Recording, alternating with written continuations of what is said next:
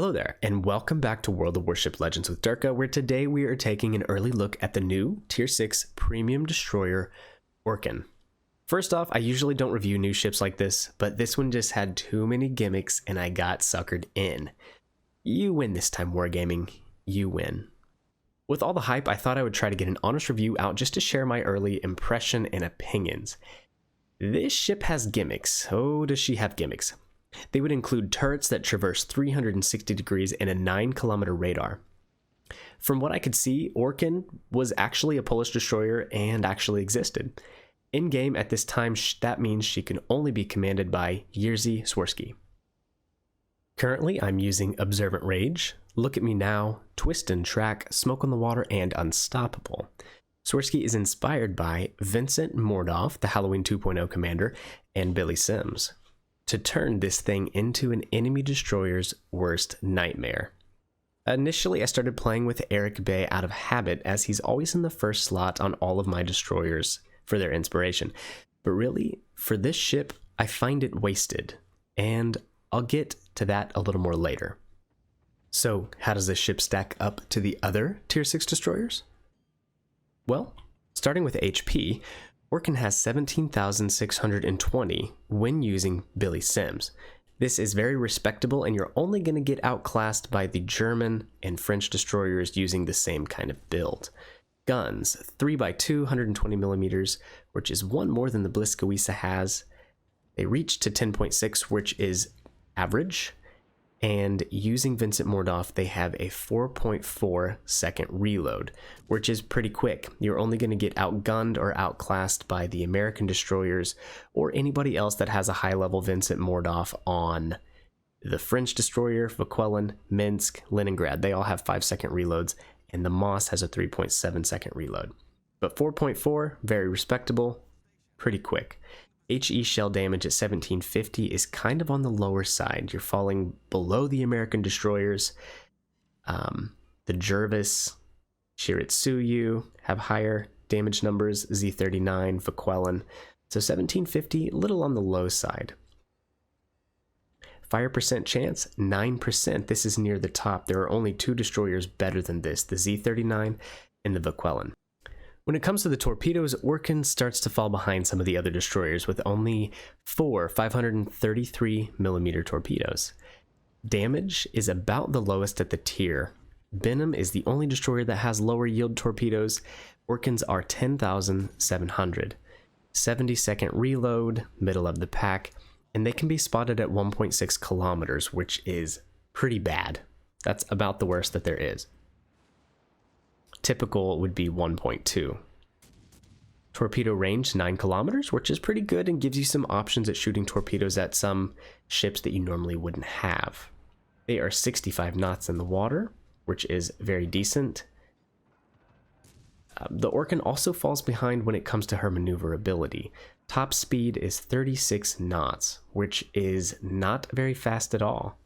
And this kind of leads to some playstyle problems, and we'll kind of talk more about that here in a little bit. Turning circle 590 meters, rudder shift 3.4 doesn't matter a whole lot, and the concealment without Eric Bay 5.6 kilometers, which is pretty darn good.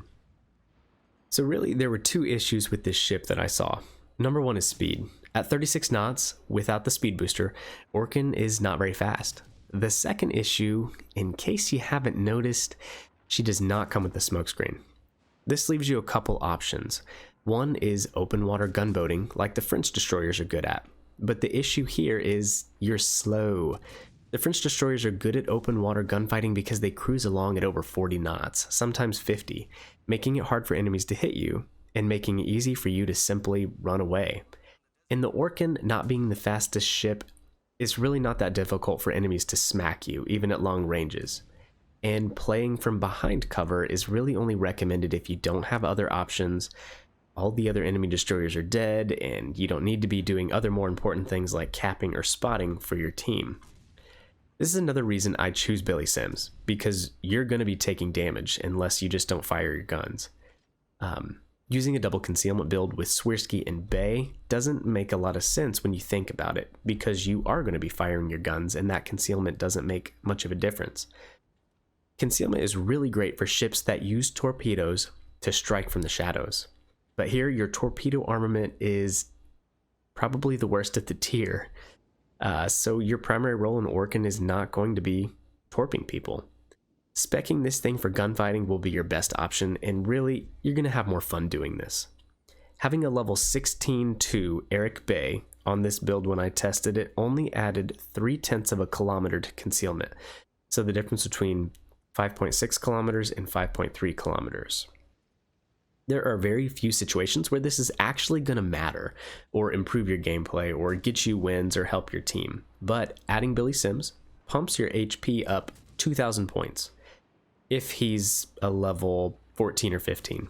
This extra HP means you're going to have a pretty decent chance of winning any one-on-one gunfight with an enemy destroyer and giving you more confidence in surviving until the end of the match. So a perfect example of this would be this Shiritsuyu right here. He probably had a better detectability than me of, 0.3 or 0.4 of a kilometer, but unless he's sailing away from me, it doesn't matter. It bought him maybe 1 or 2 more seconds to get his guns turned to me, but it wasn't enough to make a difference, not like having the extra HP would.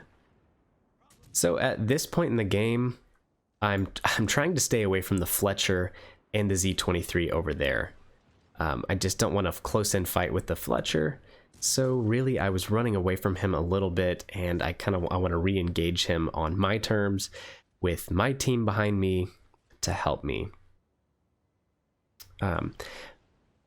Like we talked about earlier, using the islands, it can sometimes be helpful if someone's spotting for you.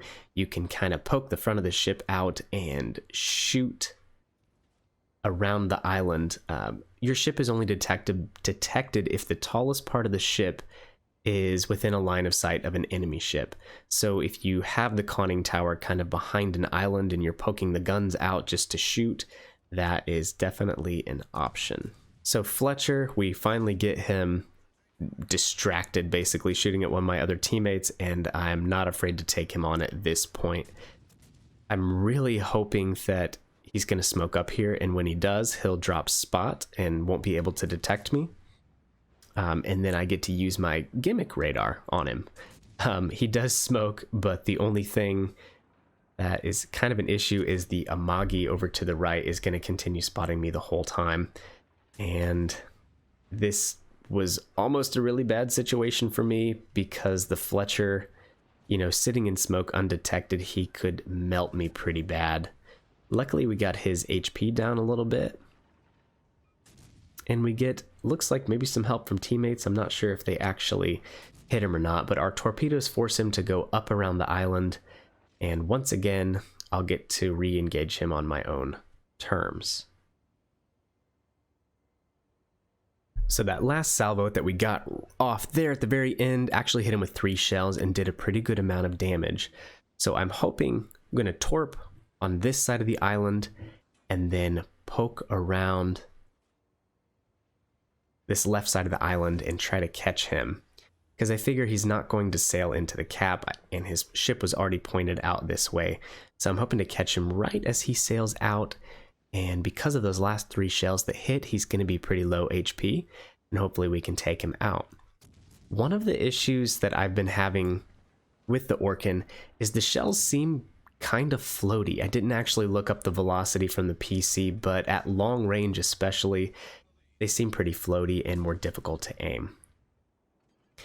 And then Z23 pops up, and I have 3,700 health. I was fairly certain that he would be able to best me here, but one of the good things about the Orkan, just like the gearing and the lightning, is you have the majority of your firepower on the front of your ship. So by pointing at them, you're offering a smaller profile and making it really difficult for them to hit you. With some juking like that as well, it's pretty easy if someone's showing you broadside to outgun them and to best them just like that. So for a first impression, do I think the Orkan's overpowered?